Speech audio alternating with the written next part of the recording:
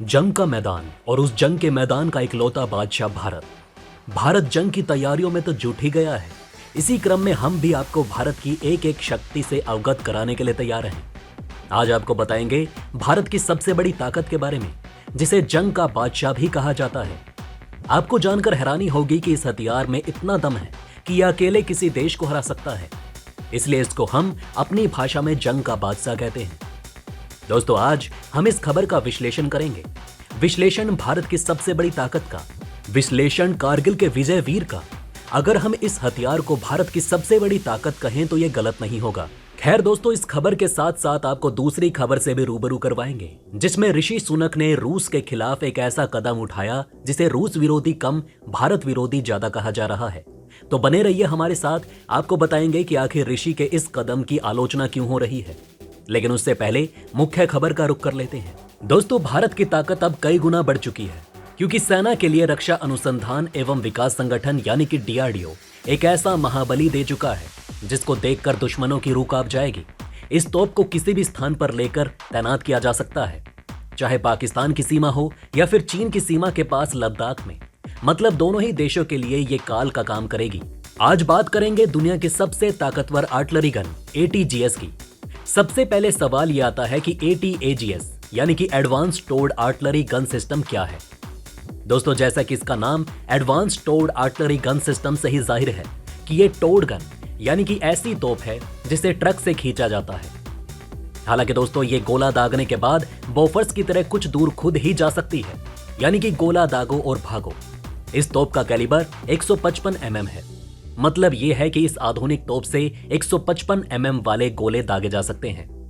ATAGS को बनाने में DRDO की armament research and development establishment यानी कि ARDE, Tata advance systems limited, Mahindra defence naval system और भारत फोर्ज लिमिटेड ने मिलकर काम किया है। इस तोप का परीक्षण राजस्थान के पोखरण समेत कई अन्य स्थानों पर किया गया। कई राउंड गोले दागे गए। इसने पूरी सटीकता के साथ टारगेट पर निशाना साधा। इस तोप की अधिकतम रेंज तक गोले को दागा गया है। भारतीय सेना के पास 155 mm की ये गन फिलहाल 7 है। साल 2016 में इसका पहला परीक्षण हुआ था। 40 तोपों का ऑर्डर किया गया। इसके अलावा 150 और तोप बनाए जाएंगे। इसे चलाने के लिए 6 से 8 लोगों की जरूरत पड़ती है। बस्ट मोड में 15 सेकंड में 3 राउंड, इंटेंस में 3 मिनट में 15 राउंड और 60 मिनट में 60 राउंड फायर करता है। इसकी फायरिंग रेंज 48 किलोमीटर है, लेकिन इसे बढ़ाकर 52 करने का प्रयास किया जा रहा है। इस गन का वजन 18 टन है। वहीं इसकी नली यानी कि बैरल की लंबाई 8060 मिलीमीटर है। यह -3 डिग्री से लेकर +75 डिग्री तक एलिवेशन ले सकता है। अगर इसमें HEBB या हाई एक्सप्लोजिव बेस बिल्ड एमिनेशन लगाया जाए तो इसकी रेंज बढ़कर 52 किलोमीटर हो सकती है। इसमें थर्मल साइट और गनर्स डिस्प्ले लगाया हुआ है। ATAGS को विकसित करने में करीब 4 साल लगे।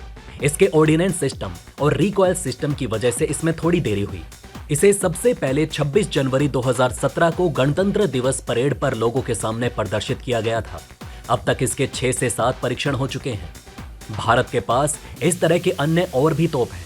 ये तोप भारत के लिए इसलिए जरूरी हो जाती है क्योंकि युद्ध के समय इनसे सटीक वार कोई नहीं कर सकता। कारगिल में इनकी सटीक मारक क्षमता ने पाकिस्तान के दांत तोड़ दिए थे। इसलिए भारत इन पर सबसे ज्यादा ध्यान देता है। आइए दोस्तों, जानते हैं उनके बारे में भी।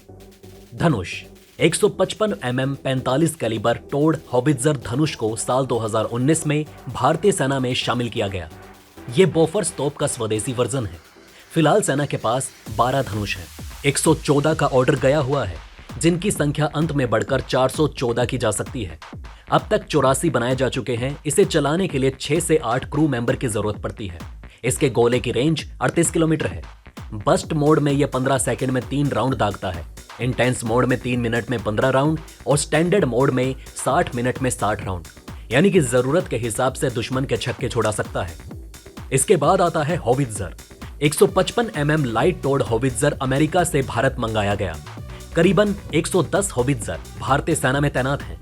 145 और ऑर्डर किए गए हैं, जिनकी असेंबलिंग भारत में ही एक स्वदेशी निजी कंपनी द्वारा की जाएगी।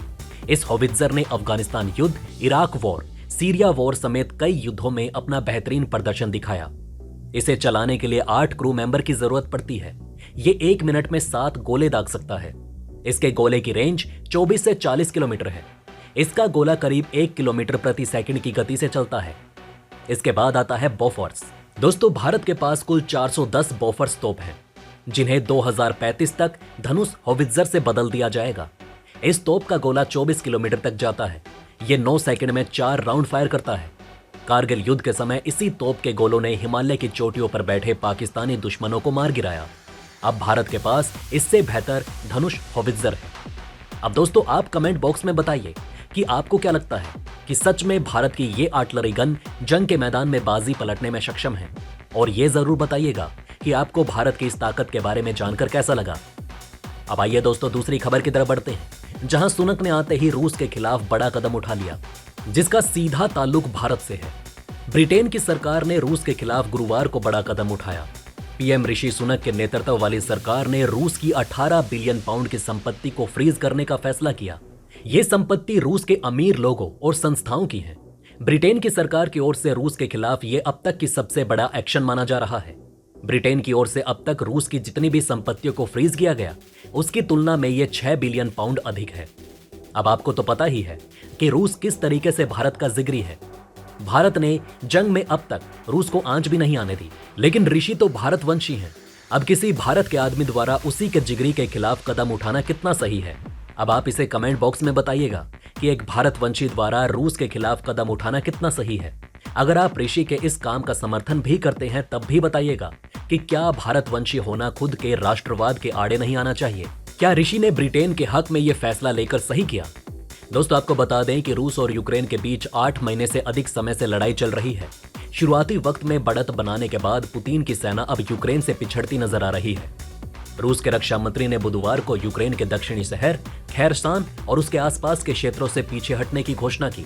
इसकी जगह सेना को पूर्वी हिस्से में मोर्चा संभालने के आदेश जारी किए गए। रक्षा मंत्री ने कहा कि हम इस समय अपने सैनिकों की जान बचाएंगे। उन्हें पश्चिमी इलाकों में यूं सक्रिय रखना जानलेवा साबित हो सकता है। इसके साथ ही संयुक्त राष्ट्र महासभा यूक्रेन पर हमला कर अंतर्राष्ट्रीय कानून का उल्लंघन करने के लिए रूस को जवाबदेही ठहराने वाले एक प्रस्ताव पर सोमवार को मतदान करेगी। इस प्रस्ताव में रूस द्वारा क्षतिपूर्ति का भुगतान करने का भी प्रावधान है। प्रस्ताव के मसौदे में यूक्रेन के खिलाफ रूस के गलत कार्यों से हुए नुकसान या चोट के लिए क्षतिपूर्ति का एक अंतर्राष्ट्रीय तंत्र स्थापित करने की आवश्यकता पर जोर दिया गया है।